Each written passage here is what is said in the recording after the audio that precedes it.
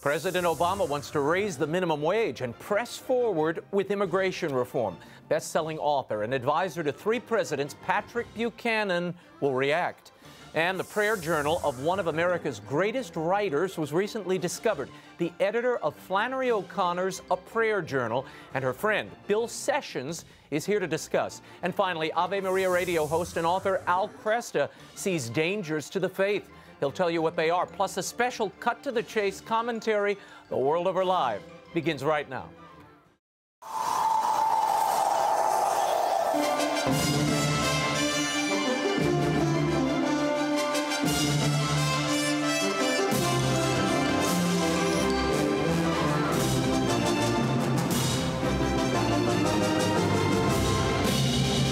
Now, from Washington, D.C., Raymond Arroyo. A warm welcome to all of you joining us in the United States and the world over. Pat Buchanan, Bill Sessions, and Al Kresta are all straight ahead, as always. If you'd like to comment on tonight's program, send your tweets to Raymond Arroyo or drop us an email at worldover@EWTN.com. Oh, we've got lots to get to, but first, here's the brief news from the world over this week.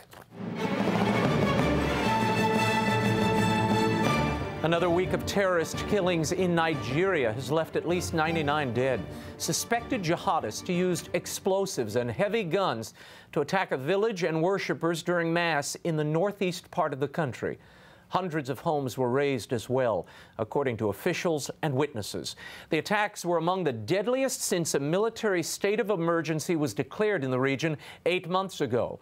Boko Haram is believed to be behind the attacks.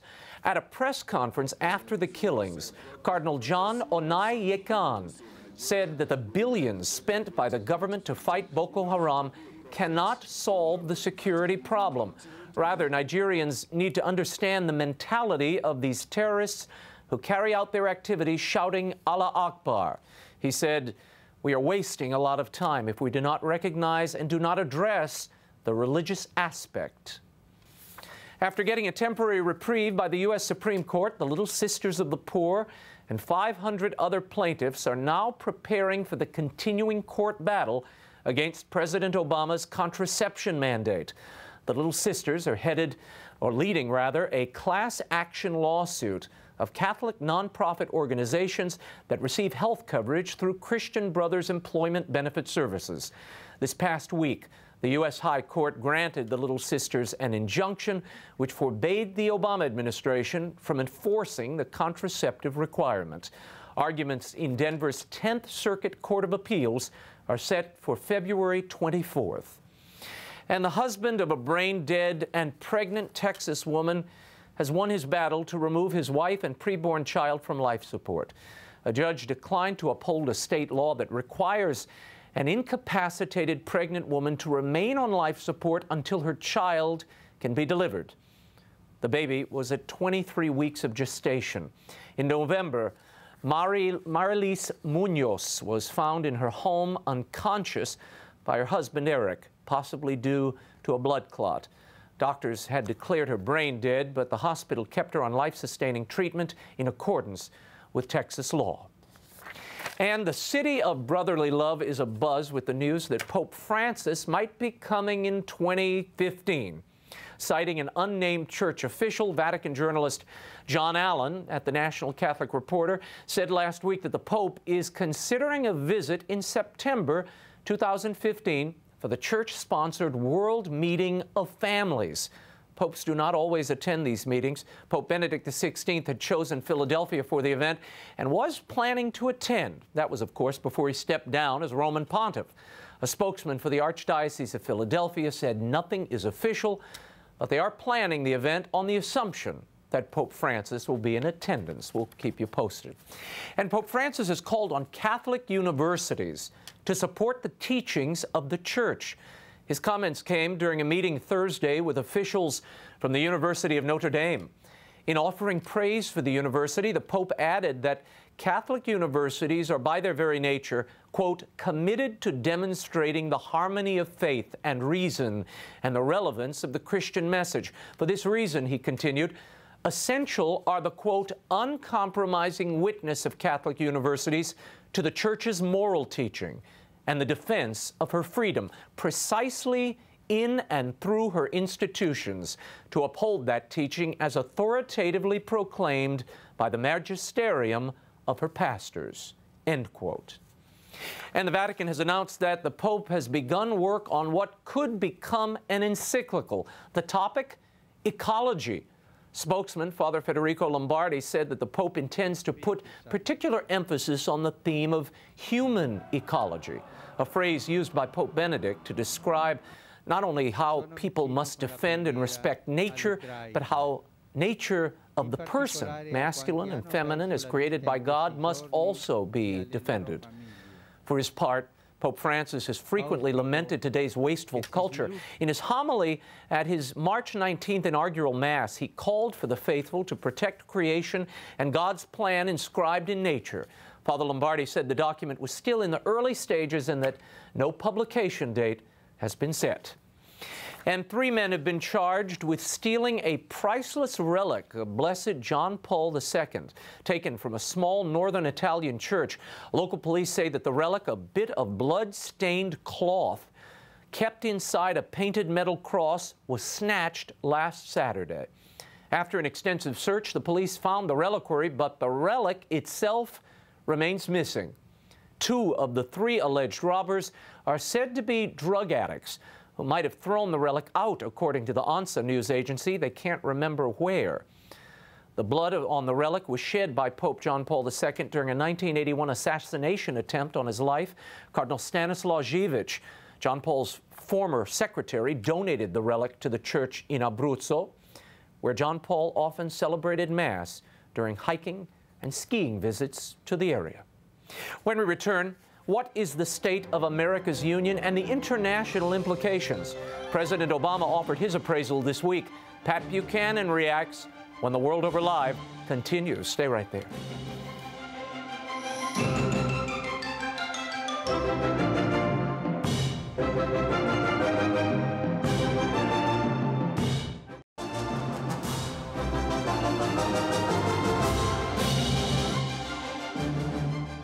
But America does not stand still, and neither will I. So wherever and whenever I can take steps without legislation to expand opportunity for more American families, that's what I'm going to do. Welcome back to The World Over Live. The annual State of the Union address was offered by President Obama earlier this week at the Capitol. In its wake, Congress is debating raising the minimum wage, immigration reform, and a nuclear pact with Iran. To put it all in context, we're joined by syndicated columnist, former presidential candidate, and author of the book Suicide of a Superpower, Patrick J. Buchanan. Pat, welcome back to the show. Good to see Great you, to see you. Raymond. Now, I want to jump in, first of all. What do you make of the breezy tone? The president was awfully friendly, I thought, and almost lighthearted in the way he offered this State of the Union. It wasn't acrimonious or mean. Not at all. And I thought it was very effective from his standpoint. Everyone said he's going to be in their face. He's going to say, I've got my pen and I've got my phone. And he did say that, in effect. But I thought he deliberately was very friendly in some of those issues you mentioned. Immigration, if he goes for half a loaf, if you take the minimum wage, if he goes, say, for $1.50 an hour raising it, he can really put the Republican Party on the spot, and he can split it right down the middle. Let's talk about some of these issues. I want to play this bite for you. This is the president talking about minimum wage. Roll it. In the coming weeks, I will issue an executive order requiring federal contractors to pay their federally funded employees a fair wage of at least $10.10 an hour, because if you cook our troops' meals or wash their dishes, you should not have to live in poverty. Pat, are you concerned about this expansion of executive power? No, I'm not. I don't think he can do really major things. Secondly, the country, quite frankly, is not all that worried about Congress being dissed. The congressional respect is down to 13% approval. The congressmen sound to me like they're whining a little bit. What does he say he's going to do on federal contracts? He's going to demand $10 an hour minimum wage. It's scarcely terrifying. Now, you know, when I listened to this, I was thinking, this has a Buchananite ring to it, actually. When you were running for president, you went out to the workers and you were talking about justice for these workers and how they were being taken advantage of by the situation they found themselves in. Is there something here that the president's tapping into that perhaps conservatives, Republicans, have failed to acknowledge or see? It's not only Republicans have failed to acknowledge or see, two decisions the Republicans made. We're going into globalization where we shut down all our factories here and move them to China and Asia. That's one side of it. The second side is mass immigration to the United States. Tens of millions of people coming in here, hardworking people, driving down the wages of middle America. That's what killed the Republican majority, the new majority. And I think that Obama is touching on it to a degree when he's talking about raising the minimum wage. He talks about inequality as well. This seems to be a theme that will run right into the midterms. A good strategy? Well, I think it is. It's got a good sound to it. But I will say this. I prefer what Reagan's strategy was basically, which was, look, a floor of decency under every family, but no roof over any man's head. It's almost Huey Long, every man a king. It does. It has that ring to it. But that seems to me better. The inequality thing, that gets into, if you will, neo-Marxism. The most equal society, I think, in modern times have been Mao's China and Pol Pot's Cambodia. Inequality is a direct consequence of freedom. Let's talk for a moment about the long-term unemployment that we're seeing now. According to the Washington Post, long-term unemployment is above the pre-recession high of 41 states. 37% of the unemployed people are long-term unemployed. Shouldn't that trouble us? I think it should trouble us, but I do believe this. I think this is a permanent condition, and there's one of the reasons for it is the safety net has become something of a hammock. You can get folks who can earn, say, $20,000 or $15,000 a year, free food stamps, free housing, free medical care, children educated in public schools, K through 12, school lunches, Pell Grants. This huge panoply, I think there's something like 70 welfare programs or benefit programs. And you can survive and live decently on these, and for a lot of folks, they're going to say it's far better than giving up some of these benefits and going out working for $7.50 an hour or $10 an hour. Now, some say if you raise the minimum wage, Pat, it's going to suppress the number of people that can be employed. It's going to drive jobs away. You'd say what? I'd say that there's no question about it. At $10 an hour, there are some workers out there, let's take minority teenagers who are got a tremendous unemployment rate. Very few people are going to hire them for $10 an hour. What that will do, in my judgment, that will be a magnet to hardworking people in Central America and Mexico. I mean, take $10.10 an hour. That's over $21,000 a year, I believe. I mean, that is more than the median income in most of the countries of the world. That will be a tremendous magnet for hardworking, mature people who will come and get these kinds of jobs here in the United States. Let's move to the next issue, and this is a good segue to it. The president spoke about immigration reform. Roll that.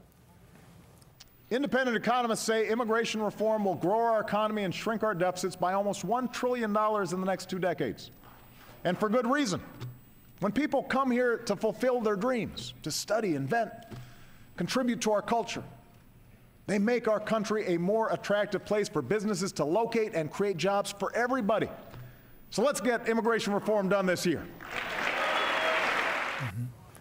Pat, last year the GOP had a problem getting this off the ground. Of course, the Catholic bishops are supporting immigration reform. Now the GOP, in the middle of their retreat, have released a list of standards for immigration reform. I want to run through these and get your reaction. Admit culpability. In other words, illegals would have to admit culpability. Yeah, that's right. They say I'm here without papers. Pass rigorous background checks, pay fines and back taxes, develop proficiency in English, be able to support themselves and their families. And the GOP says it will not negotiate with the Senate on a compromise bill, and that 2 things need to happen: biometric tracking system and E-Verify before anything else. Your thoughts on this plan? I think the Republican Party is about to capitulate. I mean, some of those things seem to me, they're not going to follow through on background checks on 11 or 12 million people who came here from all over the world and from Mexico. I think what the Republican Party is going to do is going to capitulate. They're going to go for the DREAM Act. These are the kids who were brought here fairly young by their parents, and who now have a clean record. They're in the military, in college. I think they will put them on a path to citizenship, and it will be a massive grant of amnesty to 11 to 12 million people. And I think it's a total capitulation by the Republican Party. Now, will mass immigration grow the economy and GDP? Of course, if we double the size of our population from 300 million to 600 million, GDP will grow. Will it diminish the deficit? No, because as the Heritage Foundation pointed out a couple of years ago, take an illegal alien come in, or some of the poor person come into the country, consumes $30,000 worth of various government services and benefits, and pays $10,000 in taxes. What about this question of family reunification? The bishops have placed great emphasis on this. Even Mike Huckabee the other day said, you don't punish the kid for what the parent did. The parent may have broken the law, but the kid didn't, and he or she deserves a future. You'd say what? Well, the father came into this country and abandoned his family. He ought to go back and be with his family. I don't think the bishops would agree with that. I doubt if they would, Pat. But no, this is, look, I mean, many of these families, and they have extended families, and they come in, you get whole villages here. Look, I know it's a tough decision, but the question is, can the United States continue to bring in 1 million hard-working people into this country every year when you got this enormous number of 20 million unemployed, underemployed, and have dropped out of the labor force? What are you doing to those people's future when you're offering these people a new future? And what's your first responsibility? To me, it's always been to your own family. And I think we have really damaged the American family. And an awful lot of people have been, as you pointed out, have been dropped out for good from the labor force. It's an interesting combination here of forces. You've got union folks and big business coming together around this plan. And one of the things that people have said to me is, what about the dignity of these people? The people coming in, the immigrants coming in, aren't you consigning them essentially to lower wages that will not be brought up because they will be working for less than an American citizen, and perhaps a perpetual existence stuck in that part of the economy? Well, you know, I don't know if that's the main problem, to be honest. I can understand what Rich Trump is doing. He wants to bring them in, legalize them, and bring them in unions, say the Service Workers International Union, something like that. Empower these unions, and if you get a minimum wage in the United States, as I say, $10 an hour is $21,000 a year, and you're eligible for all these other programs. It is not a hellish existence. But on the other hand, there's no question that some of them now, because they are illegal, they're able to be exploited. Let's go on to this talk of a deal with Iran. The president brought this up. I want you to hear this, and then let's talk about it. As we gather here tonight, Iran has begun to eliminate its stockpile of higher levels of enriched uranium. It's not installing advanced centrifuges. Unprecedented inspections help the world verify every day that Iran is not building a bomb. And with our allies and partners, we're engaged in negotiations to see if we can peacefully achieve a goal we all share, preventing Iran from obtaining a nuclear weapon. The sanctions that we put in place help make this opportunity possible. But let me be clear. If this Congress sends me a new sanctions bill now that threatens to derail these talks, I will veto it. Pat, your reaction. Sanctions, we hear a lot of talk on Capitol Hill, particularly from GOP. Even some Democratic members say the sanctions should be tougher. There's all but 2 United States senators have voted to toughen the sanctions. 59 senators in all have voted. It's almost a filibuster-proof majority. I am with Obama 100% here for this reason.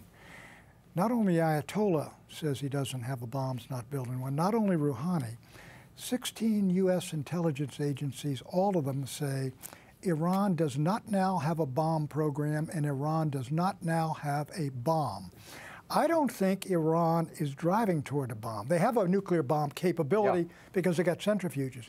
I think they are going to prove they are willing to demonstrate that they don't have a bomb or a bomb program and that their program is a year or 2 years away from a bomb. I think they're going to accept all these things.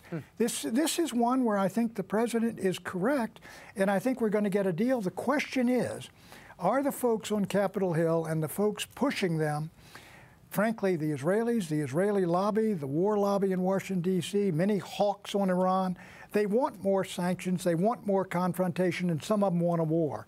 But I think we can win this battle because I don't think Iran wants a war. And I think they realize that getting a bomb is going to put them in a box with North Korea. And Pat Buchanan believes and trusts that you can deal with these Iranian leaders. It's the not deal with. I think you can get guarantees on all of their nuclear programs, get people in there.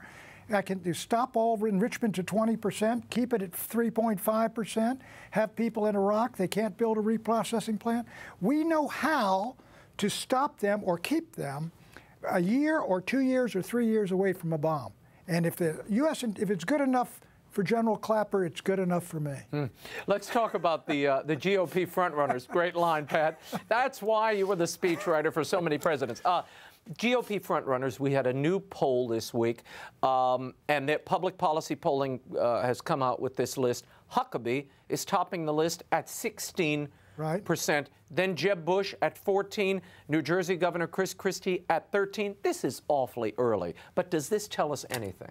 Yes, it does. I think Mike Huckabee, there is a social conservative, populist conservative base out there. He did very well in Iowa. I think he ran number 2 in 2008. I've seen it there always, and he would be a real problem for Rick Santorum because I think he would occupy that terrain and Rick Santorum would peel off some of his people. The name not mentioned there, Rand Paul. There's a real move there in the country toward libertarianism on a lot of issues. Foreign policy, certainly what I just described, that has a size in the Republican Party. And so I think he's going to be competitive. I'm not sure about Jeb Bush, to be honest. I thought the other day, suppose his name were Jeb Burns. And he hadn't won an election since 2002. Would he be considered for president? I don't think so. He's obviously very competent and able, but I think he's going to be running on his name. Now, the matchup between Hillary Clinton and Chris Christie is basically a dead heat. Christie has fallen off. Kristen has fallen off a little bit in the last few weeks because of this Bridgegate scandal. Your take on that matchup and Hillary Clinton versus any of these men? I think Chris Christie is going to have to. I don't think he can get well on this issue, even if it's not demonstrated that he knew about it or ordered it or in any way. If he was in on the know on that, he's finished. But I don't know that his persona was fit for Iowa and New Hampshire. I mean, excuse me, it's somewhat for New Hampshire and South Carolina. Secondly, everywhere he goes now, this is what's going to be talked about. This is what he's associated with in the minds of most Americans now. I think before the election, before this problem, at the bridge, he would have been competitive. Right now, I don't think anyone right now could beat Hillary Clinton, except, as a friend said, Hillary Clinton. However, let me tell you, if I were a 40-year-old Democratic senator and I saw those numbers there that kept everybody else out of the race, that is the time to step in, run a positive campaign, competitive feud. Let's turn the page. The Clintons were wonderful. That's 1990s. Let's move on here, here, and here. And really do yourself well, even if you lost. And I think there's a possibility you could do extremely well. Do you see anybody like that? No, I don't. I don't. I don't see anyone. I mean, someone's got to rise up and do this, you know. I want to shift gears very quickly to the Super Bowl. The American atheists have placed an ad, a digital ad, outside the arena in the Meadowlands where the Super Bowl will be played. It reads, "A Hail Mary only works in football. Enjoy the game," and it's a priest with a football in his arms. Your reaction to that? I think it's a customary insult from the atheists who are trying to get attention. It's one of the only ways they can. They're a very small group and not terribly popular, and with good reason. And so I'll go with Peyton Manning over the atheists. Oh, okay. And you've already jumped to my next question. Who do you pick here, Seattle or Denver? I've got to go with, I really like Peyton Manning, I must say. I like him too. I thought he was, I think that Brady, I admire tremendously, but that is a machine, you know. I think Brady's one of the greatest quarterbacks that ever lived. He's unbelievable. I'm going to reserve the Houdat privilege here and reserve a little space for Drew Brees. And since he's not playing, I like Peyton Manning too. That's why I'm going for Denver. Okay, you see, I love Peyton Manning, but I think in my heart, Seattle's going to win this thing. Seattle's awfully tough. They're off, and in bad weather, as the Saints learned, they can be awfully Richard formidable. Sherman's a pretty bad guy. He can do well in bad weather. Pat Buchanan, enjoy the Super Bowl. Thank you for coming here. Pat's next opus, Greatest Comeback, How Richard Nixon Rose from the Dead to Create America's New Majority, will be out in July, and we'll have you back to talk about that, if not sooner. When we return, a glimpse into the mind and faith of a young artist, a prayer journal by Flannery O'Connor. The editor and Flannery O'Connor's authorized biographer, Bill Sessions, is here to tell us how he discovered this remarkable treasure. The World Over Live continues in a moment. Stay right there.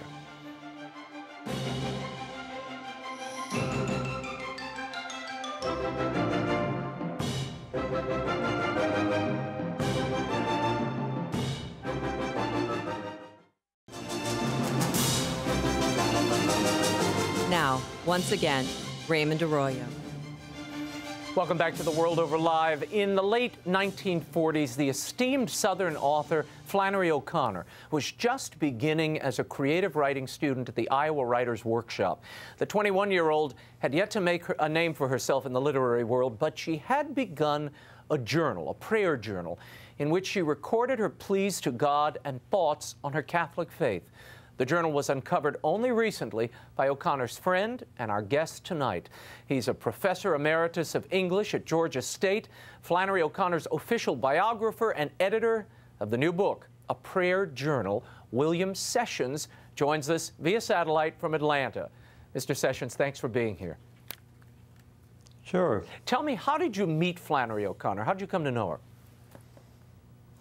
her? Well, we both wrote reviews for the Archdiocesan Bulletin, our paper, which was hardly more than Xerox sheets. But the great thing was, as Flannery would say, we get free books. So we could order very involved books by Bernanos or by whatever. They just send them to us. Right. And then we could write paragraphs of reviews. But we got wonderful books. So I wrote a review of Guardini, the German theologian, The Lord, and she liked it very much. She wrote one of about Caroline Gordon, whom I had known. And so I wrote to her, and she said, come on down to see me. So I was teaching at a college there near Atlanta in western Georgia, and I drove down to Andalusia and came up to her house and walked up those stock steps to the front door, and she stood in the door with her, pushed the door open with her cane and stared at me with deep blue eyes. And then once she had got you, so to speak, she said, come on in. And so I came in on the front porch, and I sat in a hammock, and she sat in one of those big white chairs. Wow. And that was in 1956, and I was in my very mid-20s, and she was a little older than I. And then I knew her completely until she died in 1964. In fact, I saw her in the hospital about a few weeks before she died. And so she was a very lovely person, very funny. And what an incredible artist. Now, you have been commissioned to write her biography. I know you've been working on it for a number of years. It is completed, correct? It's finished, and I sent it to my agent in New York, Ben Camardi, and he's got it out, and it's being looked at. And good. I've reduced it as much as I can, but I wanted it to be as wide as possible because I want to have a broad canvas for everybody to take. Now, while you were researching, I'm sorry to cut you off. I don't want to run out of time. While you were researching the biography, you came across this prayer journal. It was in a little sterling notebook. Tell me about that and how you came across this. Well, it was in a metal box they brought with a lot of manuscripts, and then I picked it up to look at, and almost immediately after I got into it, I knew this thing had to be published. And I had some doubts about starting the biography. I refused for about a year, but after I'd been through that material and some other manuscripts, I realized that this would be the thing to do, that everything needed to be out. And so I kept it for a while, and then I was able to read it in a conference in Chicago, and the audience liked it very much. And it has been an utter surprise to me, the trajectory of this work. I mean, from this praise in the New Republic, it's excerpting in the New Yorker.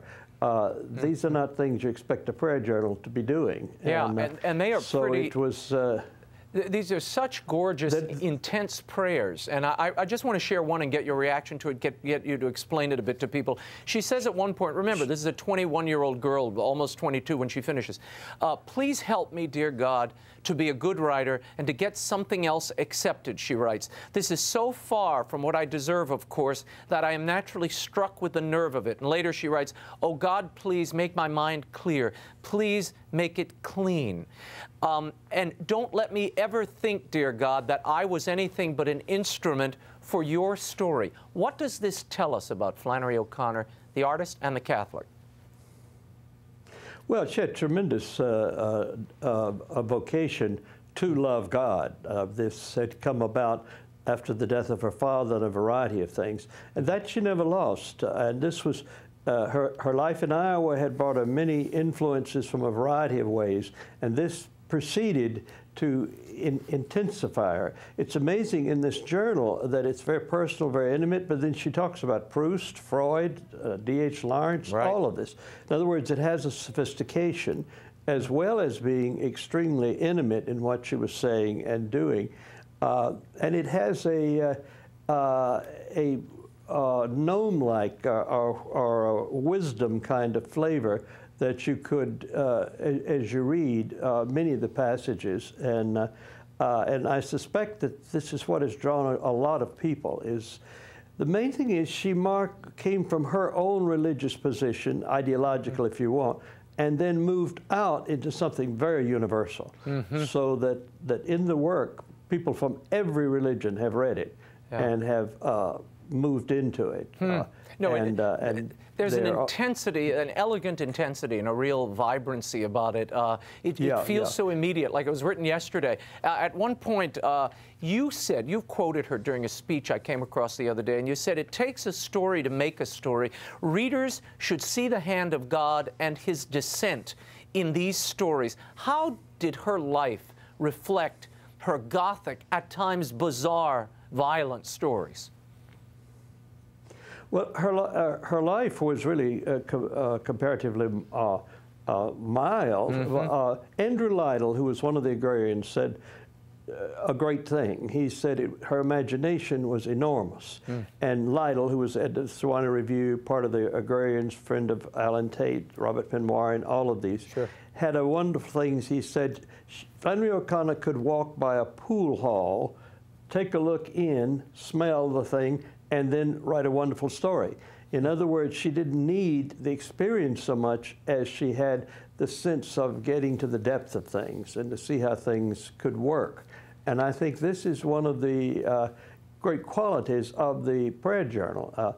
Marilyn Robertson, who reviewed it for the New York Times Book Review, pointed out, and she said, which I thought was very important, she said, O'Connor's journal is as eloquent on the subject of creativity as it is on the subject of prayer. The prose is absolutely brilliant, sentence by sentence, simile by simile, relentlessly inventive. And I think that helps to do this. Now, why is this? Because she had an absolute, total belief in the existence of God and the whole sense of her devotion that she went through every day. And of course, after she came down with her disease of lupus, she had enormous pain every day too. So it was amazing, in fact, what she did in the 14 years she had left after she came out of her and learned she had the illness. No, she creates an enormous amount of material during those years, the essays and the novels and all the beautiful short stories that endure today. But have tremendous influence. Bruce Springsteen said for his second album, he said it was because of her. Tommy Lee Jones has told his people, before you get into No Place for Old Men, whatever that title is, that you read two things, Isaiah and Flannery O'Connor. So, I mean, the enormous influence that she's had, and one of the episodes of Lost, I think the last episode, they focus in on a guy who's waiting outside of a station of some kind, and what is he reading? everything that rises must converge. Yeah, I remember that. That was amazing. You know, I want to talk for a moment about one of my favorite novels, The Violent Bear It Away. Now, many people read this, and, you know, this is a pretty intense story. You've got a guy being raised by what on the surface appears to be a madman possessed by God. He believes himself a prophet, and he dies. The kid has to bury him, and then the kid goes out to seek his fortune in the world and sort of become the prophet that his, you know, his Uncle Tarwater imagined him to be. Explain to people, if you could, that that almost visceral, violent sense that many of these stories possess, and what she was doing with that. She said at one point that there's an aspect of eternity that should be in all good stories. Explain how you reconcile that aspect with eternity with the extreme violence at times in these stories. Well, I think in The Violent Bear It Away, that she's already come to that point. That is, the boy recognizes finally that he must go back to the city and he must just be prepared to die or whatever he's going to have to do, but that's his mission. And I think that has come through trying to run away from it and yet being forced back into it. The quintessential story, as you know very well, the archetypal story is the misfit. That is, a good man is hard to find. Yeah. And that's a story that focuses the misfit, and I think in many ways he becomes the character that everyone will imitate, from many other Southern writers to many television shows and everything else. The man who is inherently disturbed but cannot believe in God, and therefore must kill, must be violent, and the whole story is on that level. But in The Violent Bear It Away, there is hope. The boy becomes a young man who goes back to the city and will try to redeem it. Flannery's last stories, there were three, a kind of triptych, Revelation, Parker's Back, and Judgment Day, are finally, I think, a marvelous point at which violence becomes integrated. That's in her last book, Everything That Rises Must Converge. And that title, which she got from Teilhard de Chardin, is part of the renewal that she finds in life, and that is powerful, but it doesn't come except at a cost. Yeah, no, her influence is truly remarkable, and how she's endured all these years. I know Good Country Pictures is working on a film version of The Violent Bear It Away that is exceptional. I read a script, an early script. I want to move on, and you just mentioned something about sacrifice and how important that is, and that becomes a pathway in some ways to grace. In this prayer journal, she pleads so earnestly, repeatedly, please let me be an instrument, please let me win people for you, please make me a great writer, allow me to do what I'm fashioned to do. She almost consecrates herself, she does in fact, to God to do this work. 3 years after that, she's diagnosed with lupus. Was that the answer to her prayer in some ways? Well, this is, I make that point in my introduction, which is that she does say specifically, I don't want pain, I'm afraid of pain, I don't like pain. But I point out that at the end of my introduction, yes, 3 years later, she came down with this disease of lupus, which her father had, but she wasn't supposed to have, and it was dreadful, and brought her in enormous pain, and the greatest pain of all being that she was starting her writing career, and she didn't know she could do anything. But the point is that the prayers were answered. She did become a great American writer, or a very important American writer, and she then also was given the pain, which was for her a way of loving God more. So the prayer journal is a remarkable work, I think, because you have, as a wonderful critic in Toronto said, it's the beginning of her life, and it sets it up. In fact, while she was writing the prayer journal, she began her first novel, Wise Blood. And John Huston's Wise Blood, as you know, is a classic film. There are plenty of people who not even slightly interested in religion, who find this a very important film itself, and it's an important work. The thing that's amazing, and Bob Giroux, who was one of the editors at Farrar Giroux, who was Lowell's editor, Elizabeth Bishop's, T.S. Eliot, you can name them all. Okay. But he said to me before he died at 93, he said, she grew. And they were all amazed at how she grew. Right. And I think that's a very good sign for Flannery's future. Elizabeth Bishop said in her obituary that Flannery O'Connor's work will last as long as American literature lasts, and it has already become anthologized. You have certainly perpetuated her vision. We are so looking forward to your biography. We thank you for this. A Prayer Journal by Flannery O'Connor, edited by William Sessions. It's available at bookstores everywhere. It's online. It's wonderful, enlightening for writers or anyone who appreciates fine writing. It really is such a gift, and I would recommend it to you. When we return, my next guest says faith is under attack, and he's assembled a list of the main opponents. Ave Maria Radio host and author Al Kresta joins us when The World Over Live continues, and I'll give you my take on that Rolling Stone papal cover story. I wish it were as nice as the picture. Stay with us.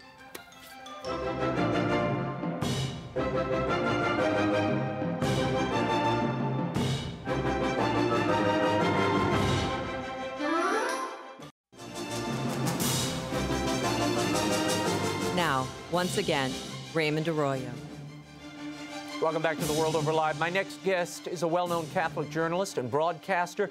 As host of Kresta in the Afternoon, he's heard on over 220 stations nationwide, as well as Sirius Radio. He is also the author of the new book, Dangers to the Faith, Recognizing Catholicism's 21st Century Opponents. He joined me recently here in our D.C. studio to discuss. Here's my conversation with Al Kresta. Now, Al, on these pages in the new book, Dangers to the Faith, Recognizing Catholicism's 21st Century Opponents, you sort of look across the cultural landscape at the various opponents of the church. Right. What is the common denominator, if there is one, that motivates these enemies of the church? Abuse of goods. These are abusers of spirituality and revelation. Mm-hmm. They are abusers of science and reason. Mm-hmm. They are abusers of the past and the future. And they are abusers of power and wealth. Huh. They take goods and they abuse them. I think, for instance, here of somebody like Richard Dawkins, the celebrity atheist, who at one time was a pretty serious zoologist, no longer. Now he's a celebrity atheist. But what he does is he takes the great goods of science and he tries to enlist them in support of an atheistic regime. Huh.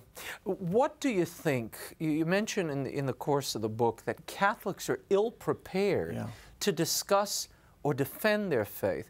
Given the fact that we've just marched through two pontificates of fairly hefty theological and philosophical minds that have laid out this bounty of teaching, why, in the light after the shadow of the new evangelization, why are they so ill-prepared? Why are we only having 20% mass attendance? Isn't that a problem? It's a huge problem, and it may, all I can say is the hay hasn't gotten down off the loft where the horses can eat it yet. What we have to do, there's a disconnect between the truly magnificent teaching of John Paul II and Benedict XVI, and I assume as we go on with Francis as well, a huge gap between their thinking and the rest of the church's doing. There's some disconnect, and I don't know enough about the way the hierarchy is structured, but it doesn't, look at most parishes.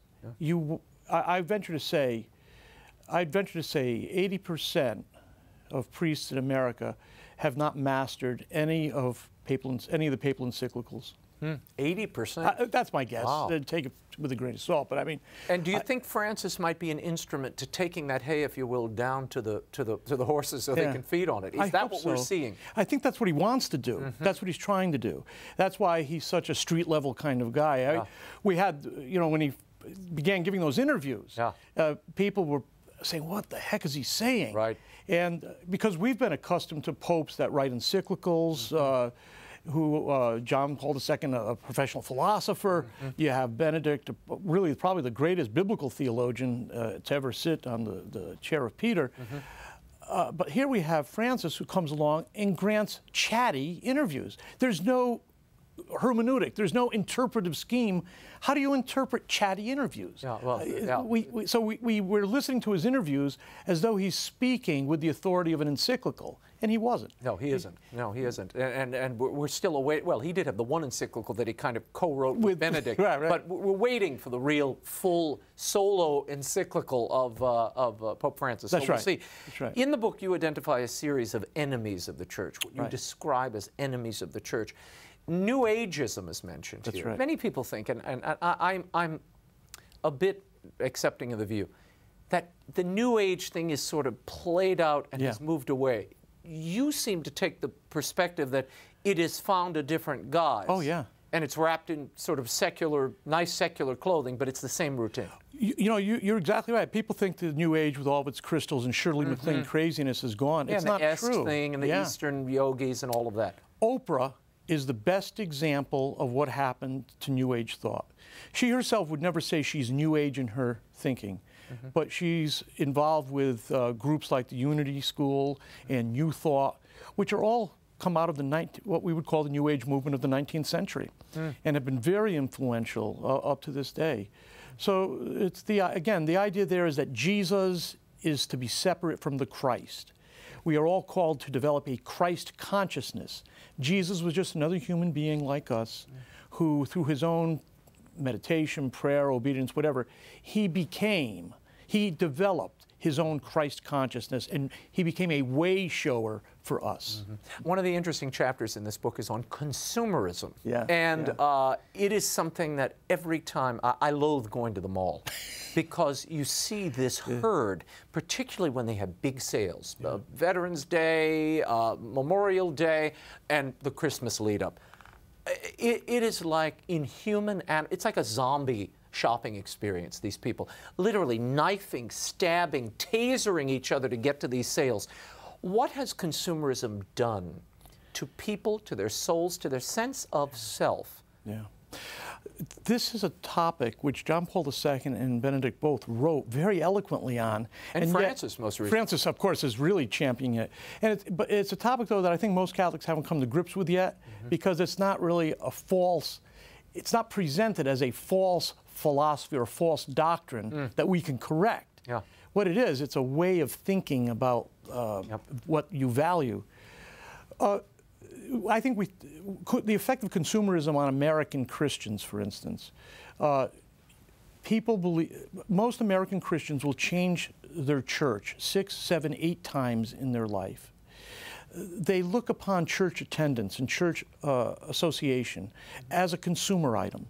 They look for churches that prepare certain goods.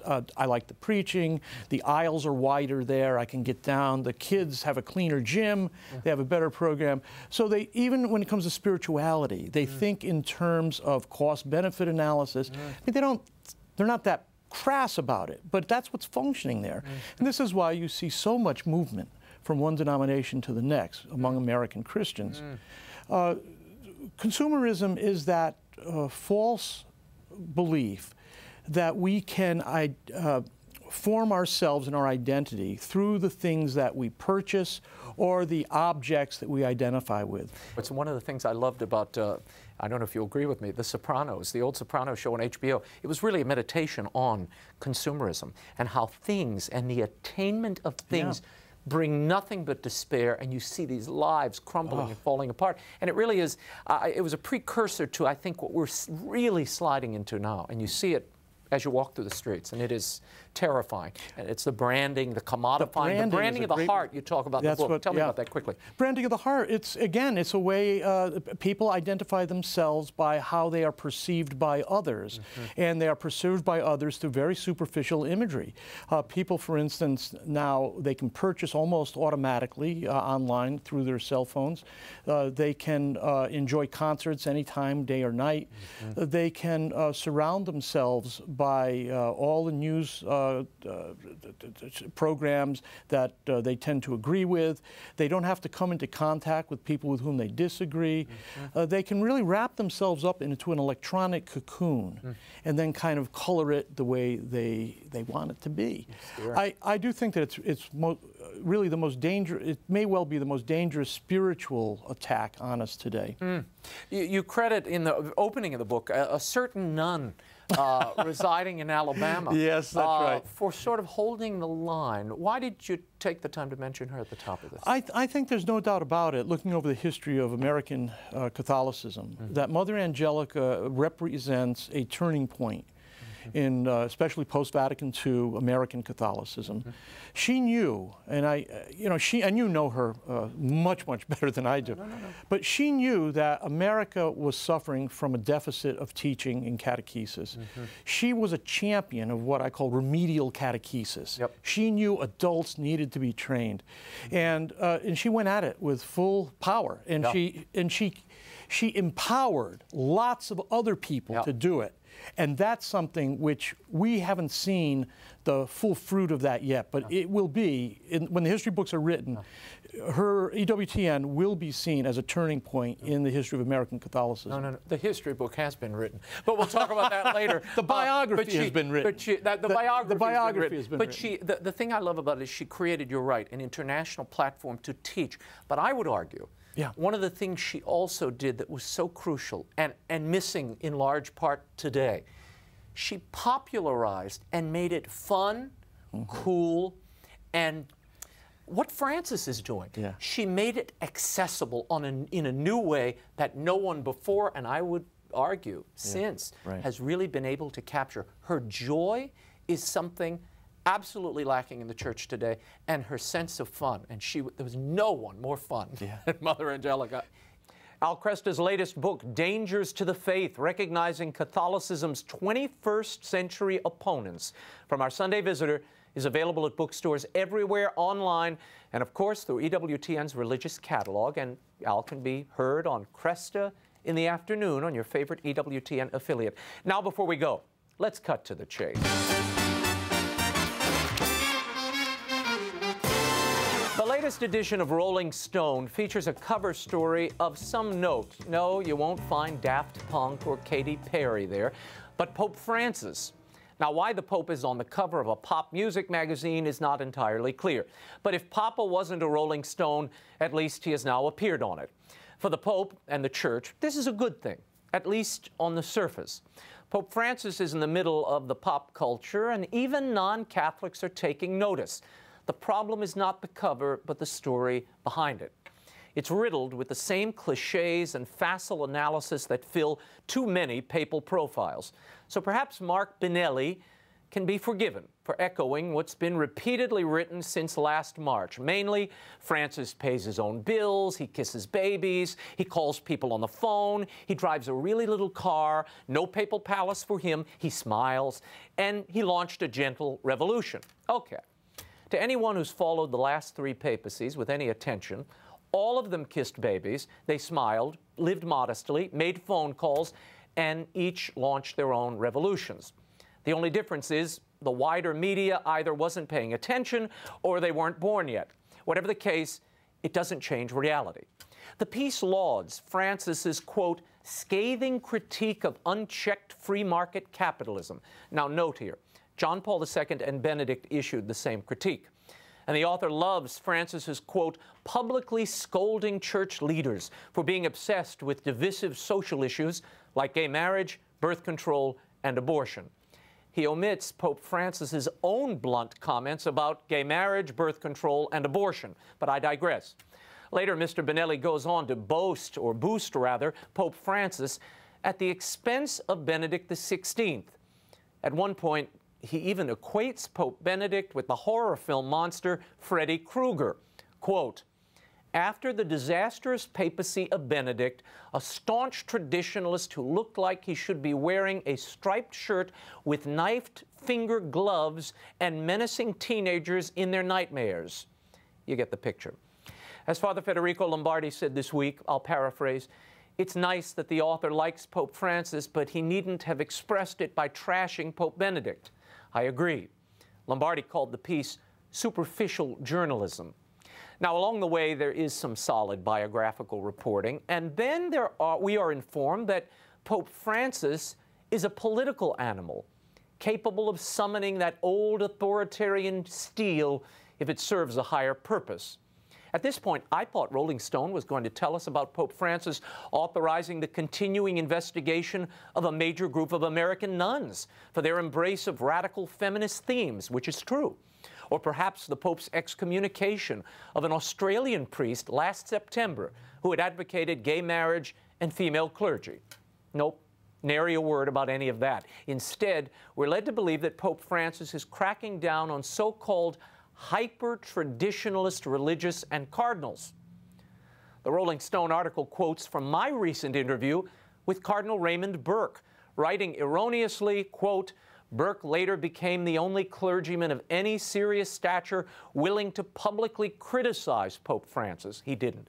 Telling a Catholic television network, thanks for the attribution, Mark, one gets the impression, or, and this is the quote of Cardinal Burke, one gets the impression, or it's interpreted this way in the media, that he thinks we're talking too much about abortion, too much about the integrity of marriage as between one man and one woman, but we can never talk enough about that, end quote. A week later, Francis essentially sacked Burke, the article continues, removing him from his post on the influential Vatican Congregation of Bishops. Now, fact check. If the Pope wanted to sack Cardinal Burke, he did a really bad job. Cardinal Burke is head of the Apostolic Signatura, the Vatican Supreme Court. He also serves on a number of influential congregations at the Holy See, including the Secretariat of State. Had he been removed as prefect of the Signatura or bounced from his various congregation posts, then you could say he was sacked. But being confirmed, or not confirmed in this case, at one congregation is hardly a sacking. All of which brings us back to the main point here. If you want to know what the Pope is really doing, what he's really saying, what's really going on, turning to places like Rolling Stone is not likely to get you very far. But perhaps that's why we're here. Though the picture on the cover was very nice. Well, that is all the time we have. Until next week, the show continues on Facebook and Twitter. Like me on Facebook and follow me on Twitter. The links are on my website. By the way, if you sign up for the free e-blast, I'll send you exclusive content and the latest news. Go to the center of the web page at RaymondArroyo.com. I'll also send you a link of this week's show in case you missed any of it. And don't miss next week. We've got some serious star power. As the Olympics start in Sochi, we'll talk with three-time gold medal gymnast Dominique Dawes. And Roma Downey and Mark Burnett will be here in studio. In the meantime, we'll be scouting the world over for all that is seen and unseen. On behalf of the staff and crew of EWTN News, I'm Raymond Arroyo. Thanks for watching. From Washington, D.C., we'll see you next time. Bye now.